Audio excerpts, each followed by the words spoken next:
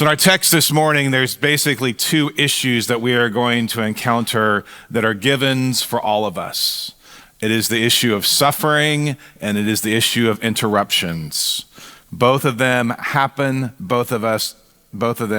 we experience both of them. Some of you perhaps here this morning are in the midst of one or both of those, of a way in which sometimes life just interrupts, like you think you have it all planned, ironed out, mapped out, and then life just has a way of stopping things. Some of us are in the midst of suffering. Some of us, as we look, I was like, what illustration should I use to talk about suffering and interruptions? And I'm like, well, just read the newspaper, right?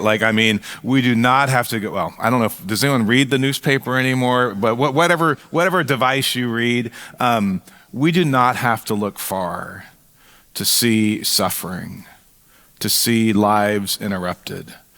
And where this leads us in the midst of trying to process all of that is often it leads us to a place of fear and uncertainty. Where is God in the midst of all of this? And so in our encounter this morning, or in our story and our text in front of us this morning, I want to talk about how in two different cases where people are dealing with this issue of suffering, how Jesus walks through that with them. What it is that he says, what it is that he does. It's the story of Jairus and the story of a woman who had a blood flow for 12 years. Two very different people, as you will hear this story. But the teaching in this, I think, has something to say to us about how we walk through life's interruptions and how we deal with the suffering and the grief and the loss that we see around us. So we are in Mark chapter 5. We're going to be starting at verse 21 and reading through verse 34.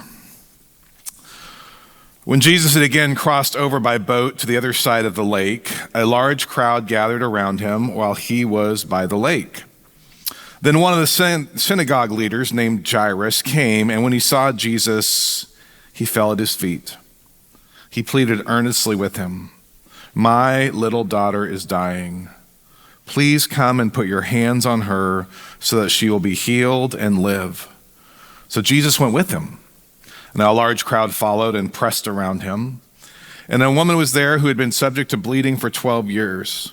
She had suffered a great deal under the care of many doctors and had spent all she had. Yet instead of getting better, she got worse. When she heard about Jesus, she came up behind him in the crowd and touched his cloak, because she thought, "If I just touch his clothes, I will be healed."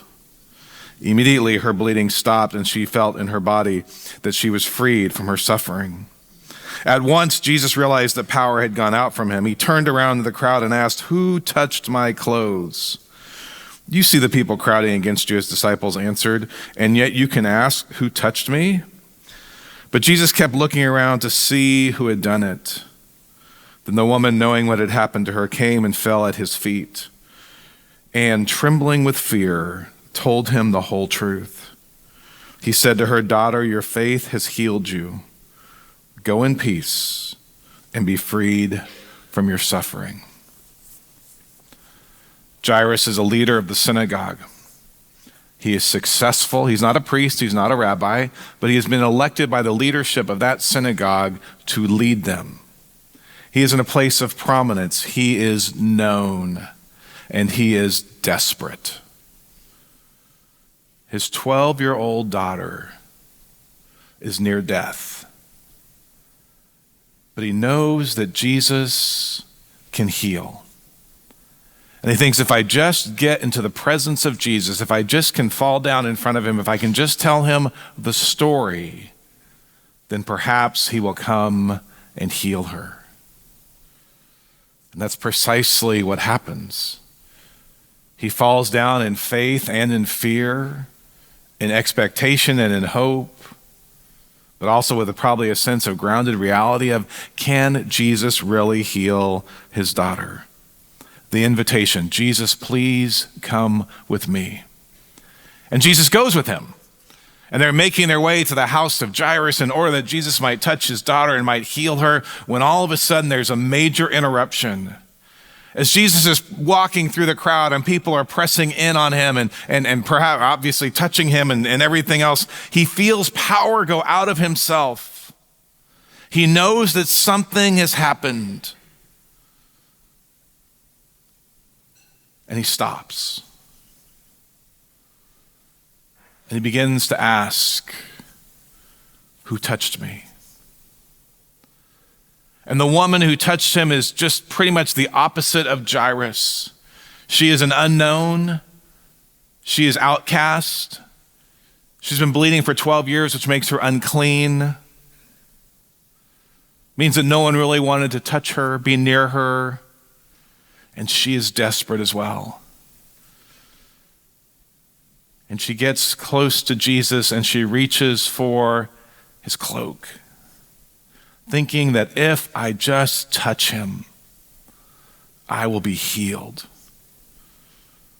Desperation. 12 years of separation and isolation.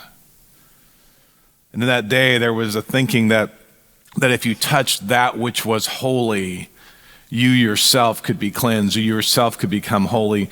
It comes out of the book of Exodus, chapter 29, verse 37, when Moses is given the directions, the instructions of how to create the Ark of the Covenant and how to create the worshiping liturgical pieces that the nation of Israel would use. And so this is what Exodus 29, verse 37 says, "For 7 days make atonement for the altar and consecrate it.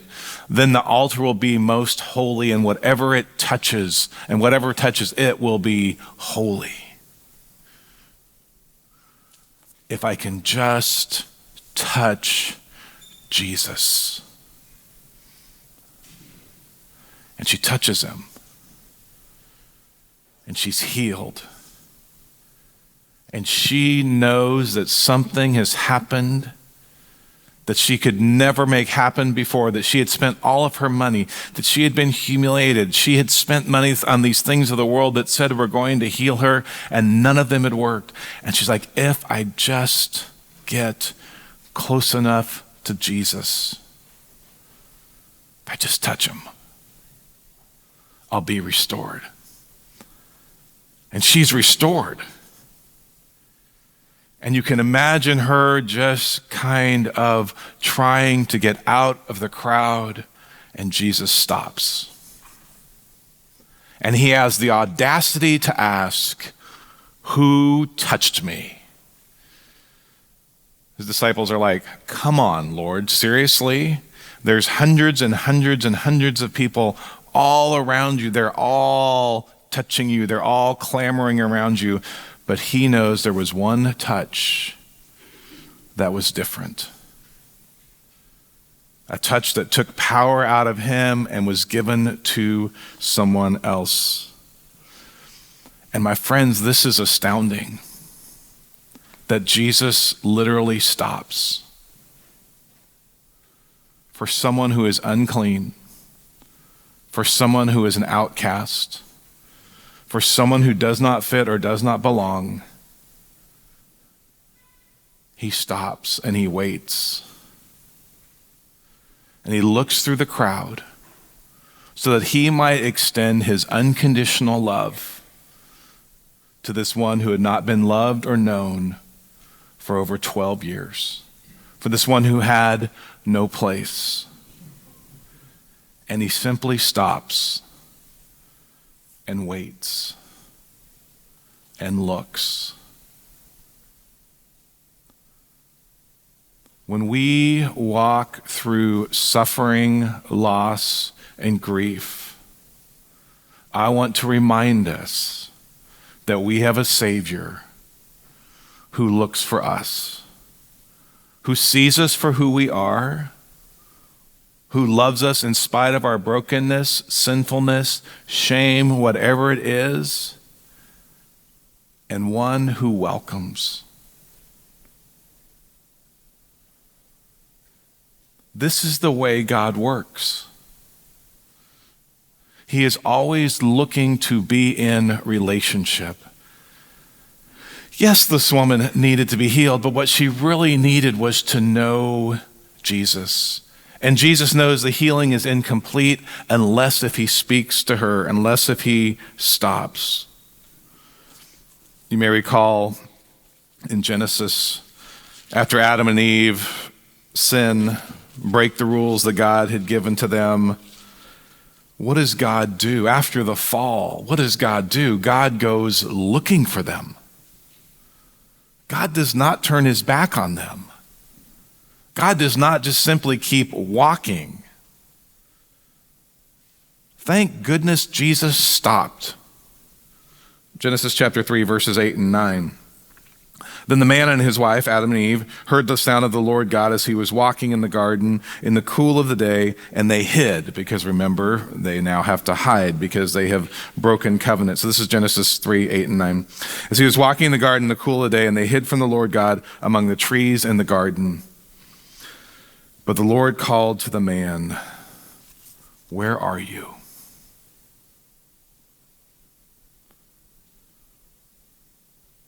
Even in the midst of their shame, even in the midst of them breaking the rules, so to speak, what does God do? God says, "I'm coming and looking for you."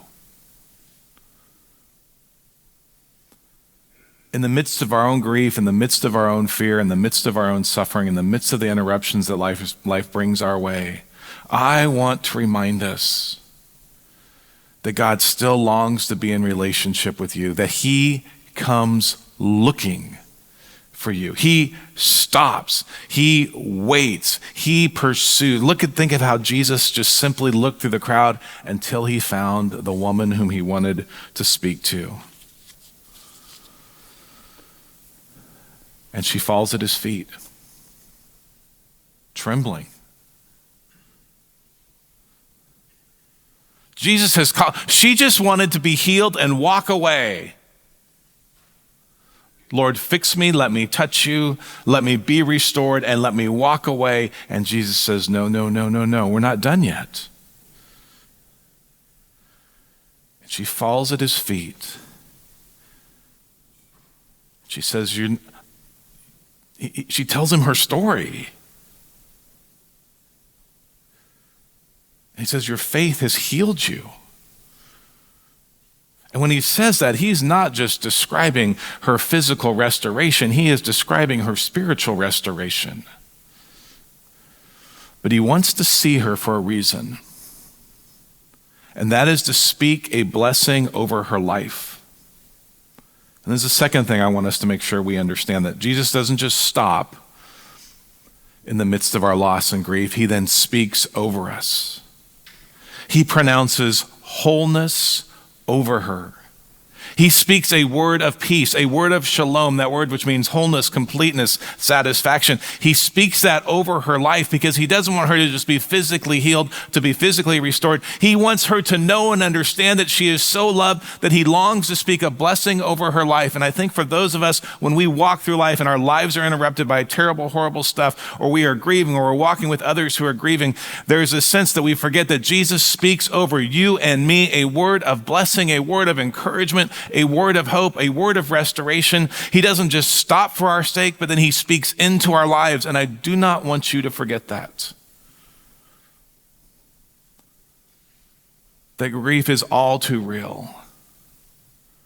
But in the Gospel of John, as Jesus looks at his disciples, he says, my peace I give to you. Not as the world can give, but only as I can do. It is the peace which the Apostle Paul describes as the peace which surpasses all understanding. Romans chapter 8, this great chapter that Paul has, verses 31 and 32, he goes back to this idea of saying, remember what Christ has done. What then shall we say in response to these things? He's been talking about all this difficult stuff. If God is for us, who can be against us? He who did not spare his own son, but gave him up for us all, how will he not also along with him graciously, and notice those words, graciously give us all things? This is the word of blessing over our lives.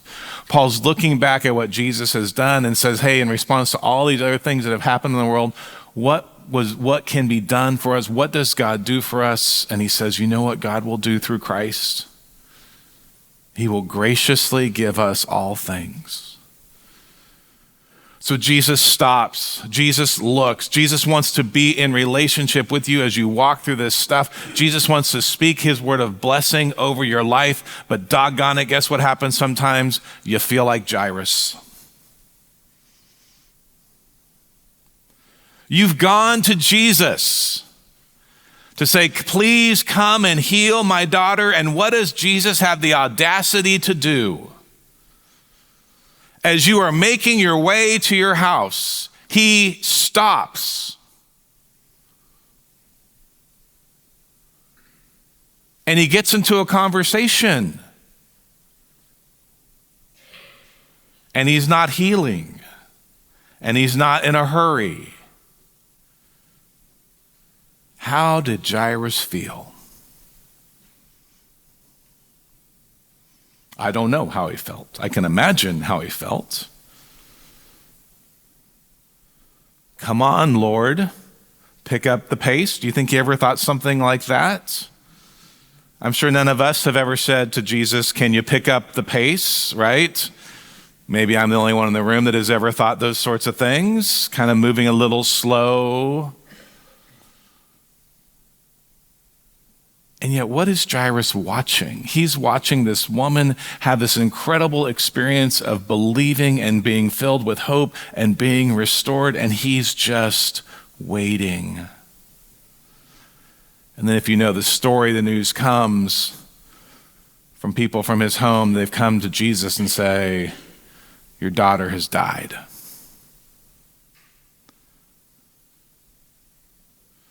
In the waiting, she is no longer with us. And Jesus has this strange response. It's kind of like, no, she hasn't died. And he looks at Jairus and says, have faith. Don't fear, but have faith. Have a big enough faith that I am still in the midst of this. And that is a hard faith to have after what Jairus had just heard.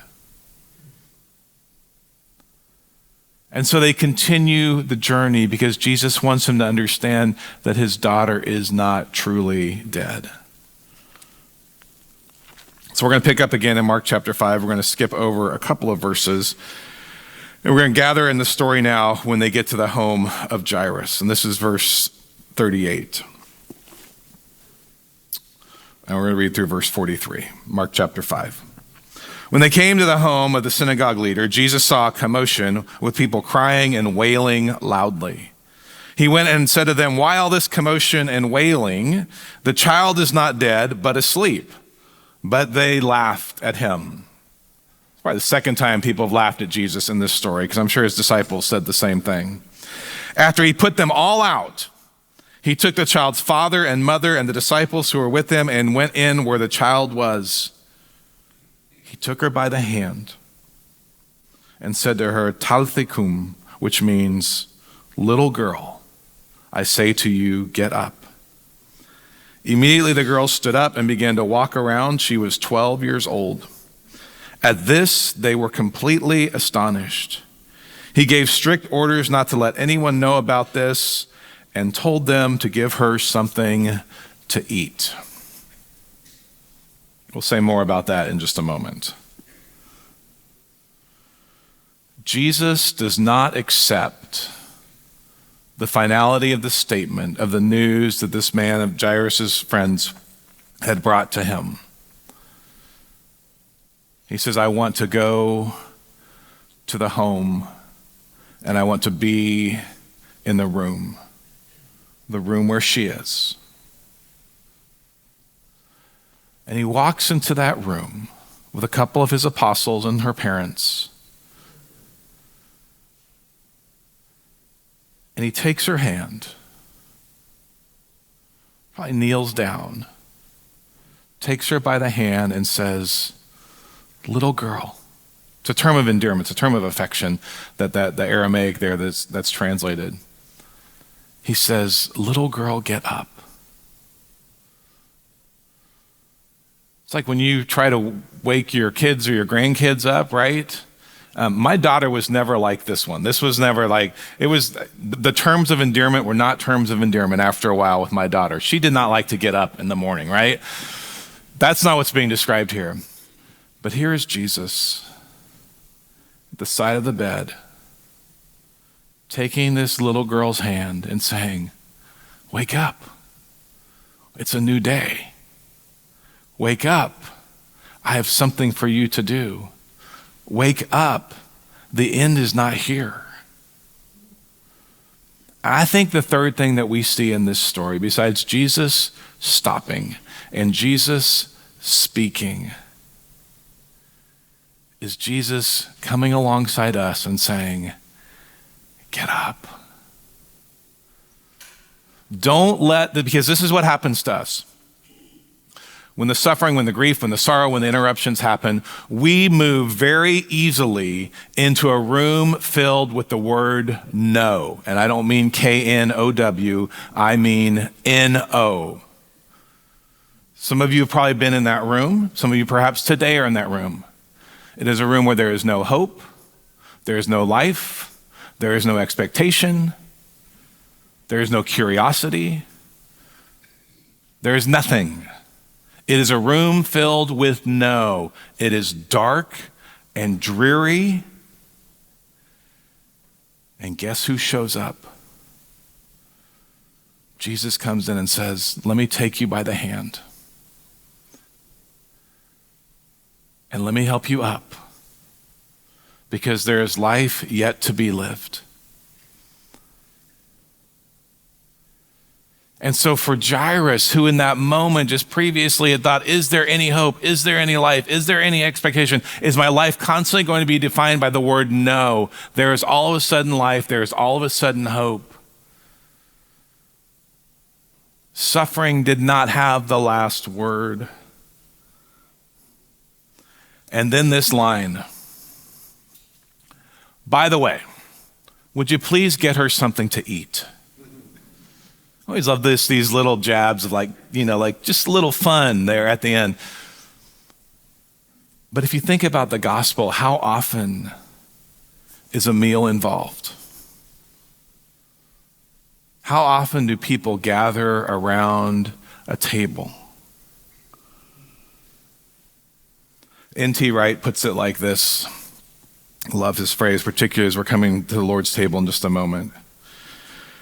He said, when Jesus himself wanted to explain to his disciples what his forthcoming death was all about, he didn't give them a theory. He gave them a meal. Something tangible.